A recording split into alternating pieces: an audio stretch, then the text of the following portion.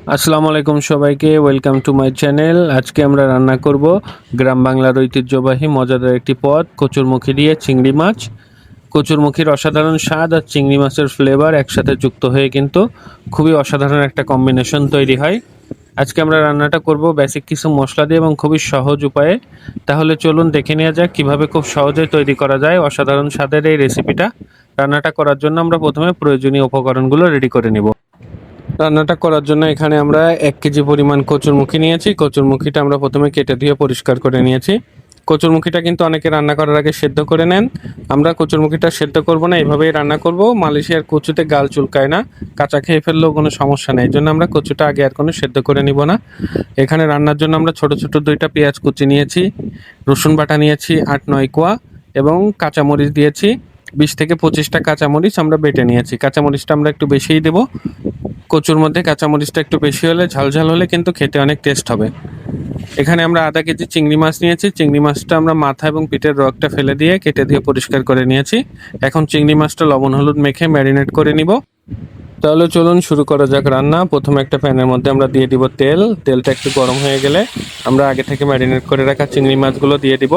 চিংড়ি মাছগুলো আমরা হালকা করে ভেজে নিব। হালকা লাল লাল কালার হয়ে আসলে চিংড়ি মাছগুলো আমরা তেল থেকে উঠায় নিব। চিংড়ি মাছটা কিন্তু সুন্দর ভাজা হয়ে গেছে, লাল লাল হয়ে গেছে।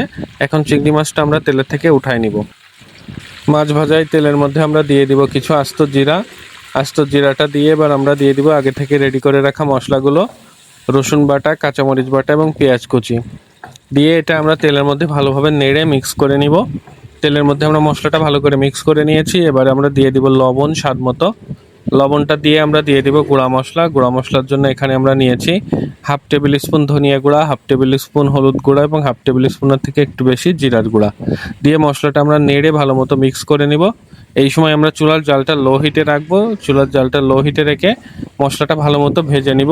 যতক্ষণ না রসুনের থেকে কাঁচা স্মেলটা চলে যায়, সুন্দর একটা ভাজা স্মেল আসা শুরু হয়, ততক্ষণ আমরা মশলাটা নেড়ে নেড়ে ভালো করে ভেজে নিব। রসুনের থেকে কিন্তু সুন্দর একটা ভাজা ভাজা স্মেল আসা শুরু হয়েছে। এবার আমরা দিয়ে দিব আমাদের আগে থেকে কেটে ধুয়ে রাখা কচুরমুখী। কচুরমুখীটা দিয়ে আমরা মশলার মধ্যে ভালো মতো নেড়ে মিক্স করে নিব। কচুরমুখীটা কিন্তু আমরা মশলার সাথে খুব সুন্দর করে নেড়ে মিক্স করে নিয়েছি। এবার আমরা দিয়ে দিব অল্প একটু পানি। পানিটা দিয়ে আমরা কচুর সাথে একটু নেড়ে দিব, নেড়ে মিক্স করে দিয়ে এখন আমরা ঢেকে দিয়ে 4-5 মিনিট রান্না করে নিব কচুটা সেদ্ধ করার জন্য। এবং তারপরে আমরা কচুটা ভালো মতো কষায় নিব।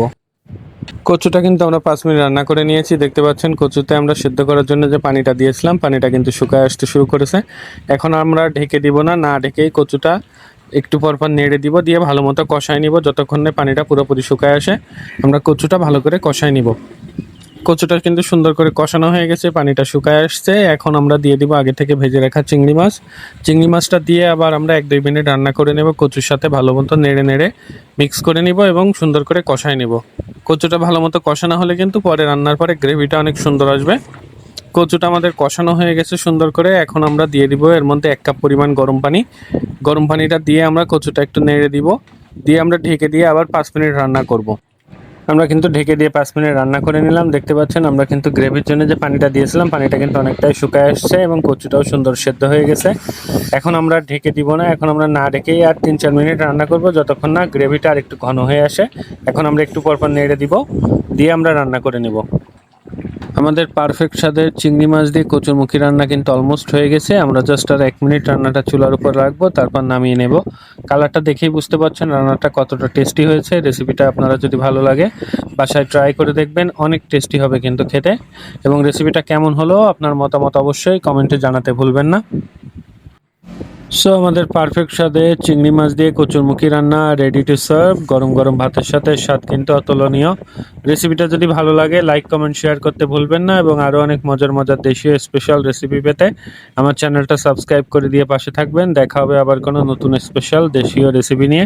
সে পর্যন্ত সবাই ভালো থাকবেন, সুস্থ থাকবেন। আল্লাহ হাফেজ।